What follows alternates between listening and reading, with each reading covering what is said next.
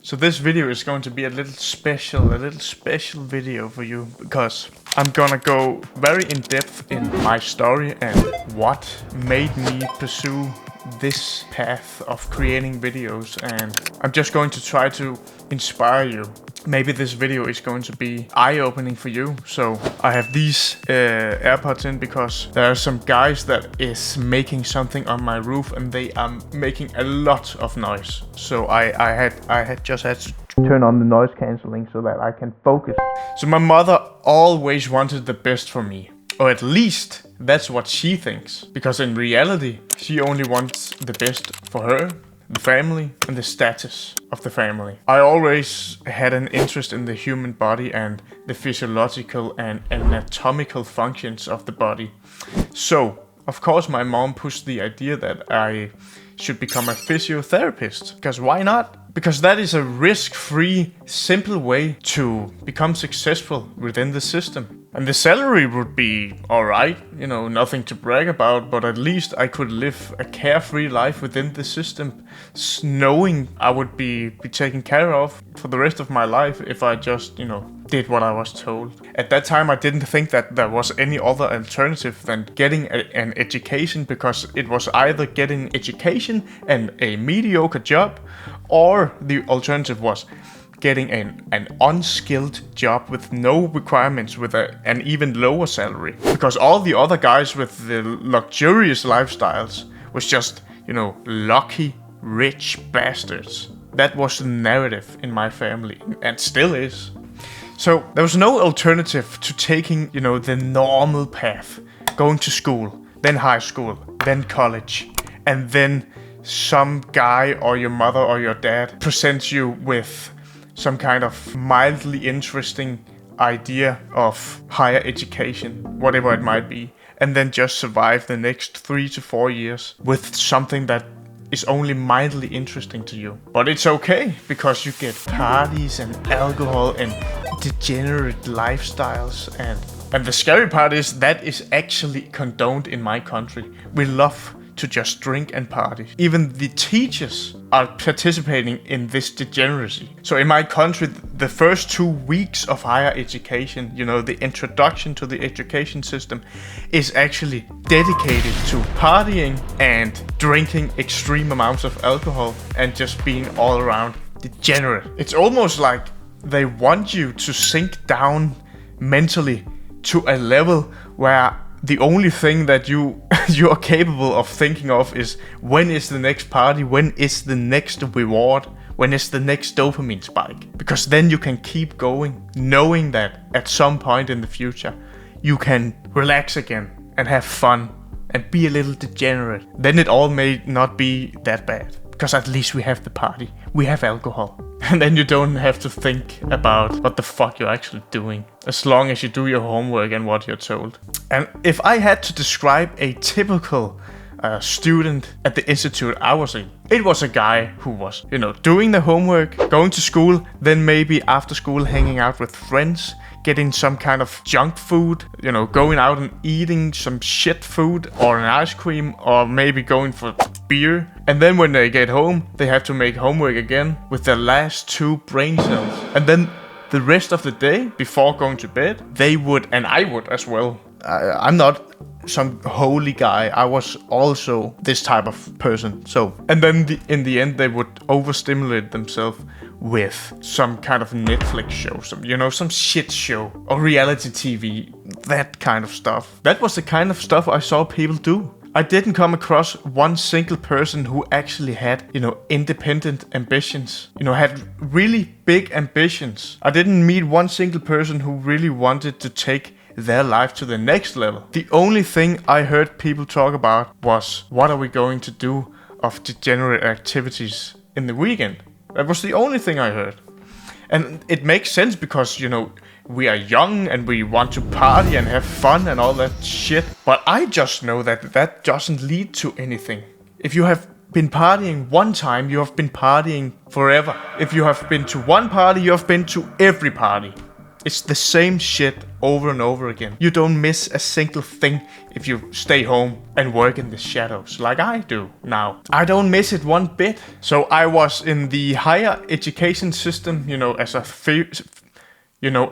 physiotherapist for about 2 years. A long ass time. I should have made the decision to drop out a lot sooner. But I was actually very scared of what people would think, and I would be an outcast and all that shit. So it took me some time to muster up the courage to actually fuck off. So I finally did it. After 2 years of surviving, doing something that I actually hated, I had had enough. So I betrayed my family and all my friends and all this shit, and I actually had moved out to another city in a studio accommodation. So I had to find a new place, which wasn't easy. And there was a lot of things that at that time I saw as a sacrifice. I had to sacrifice a lot of things. I had to sacrifice pretty much all my friends. I had to sacrifice community. I had to sacrifice, friends and fun. What I thought was fun back then. Alcohol, parties, degeneracy. And I had to sacrifice my parents' belief in me, what they thought I was capable of. Because they thought that I was dropping out because I was a lazy son of a bitch. When in reality, it's the opposite. Because I get very complacent and very lazy when I am in the education system, because it doesn't mean shit to me. I hate it. I hate the way I'm living when I am in the system. And I know a lot of other guys, friends, that also hate the education system, but they just do it because they think it's the only way. Because that's the idea that they have been sold for all of their life. They have been indoctrinated in that way of thinking. So yeah, I had to sacrifice community, but then again, it's a community of degenerates and people with very low ambitions. So what did I even sacrifice in the end? But don't get me wrong, most of the people were good people and very kind people and fun people, and some of them had a lot of good values. But the values that they did have, I couldn't use. They didn't add any value to my life. So that's why I don't think that I actually sacrificed that much. And in the end, I just realized I had nothing in common with these people. They were just buddies. Maybe some of them felt that I had a deep connection with them, but I never felt any of that. I never felt any deep connection with any of these guys. Maybe that's my problem, but I don't think so, because, and I know if some of those people watch this video, they're gonna laugh their ass off, because they never saw any kind of ambitions from my side. It's 100% that none of these guys would believe me when I tell them that I have very high ambitions. But that's of course because the things that I was doing at that time wasn't fulfilling for me. I didn't pour my heart and soul into the work that I was doing because I hated the work I was doing. So of course they didn't see that side of me, the ambitious guy. But anyway, thankfully I finally found a cheap place where I could work in the shadows. I could be myself. I could go all in on my business without any distractions. So I basically disappeared for a very long time, like half a year. I was just, working in the shadows on myself, improving myself, building the man who can overcome anything. Who can't be shut down by anyone or anything, because I have a process now. Whatever happens, I know now that I can get through it. I can pretty much do anything. Give me any challenge and I'll overcome it. and I say that because I believe in myself now. Maybe it's not the case that I can overcome every challenge, but I believe I can. And that's the most important thing. I didn't believe anything about myself before I made the decision to stand up for myself and begin my own journey. So yeah, I'm pretty much still in ghost mode, working in the shadows and almost barricading myself within these four walls and just working all day. But I fucking love it. I love to be so invested in a project that the only thoughts I have in my head is what I'm doing right now, in the present moment.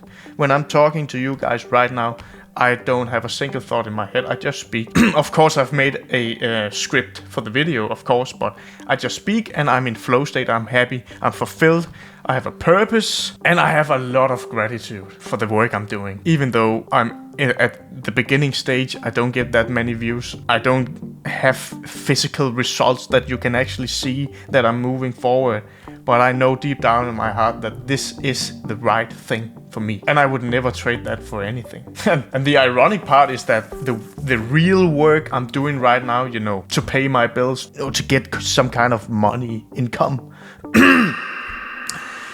I'm actually earning more now from less work than I would be if I was an educated physiotherapist. It would take me working for 3 years to get the same salary as I'm getting right now. And I only work 3 to 4 hours a day. And I'm not sure that this would be possible in every country. I don't think so. I am privileged to live in a country where we have a very high salary, regardless of what work you are doing. If you live in a developed country, if you have the opportunity to make your own life and still be able to sustain your lifestyle through a part-time job, then you can actually create a situation where you give yourself the most amount of opportunities, the most amount of time you can use to excel in the things that you are doing right now. Because I am using all my time to create these videos. I am trying to allocate as many hours of the day that I can to be making these videos, edit these videos and get them out in time. Because I have built my life around this and I have sacrificed everything for this. And that's why I know it can't go wrong. It just can't.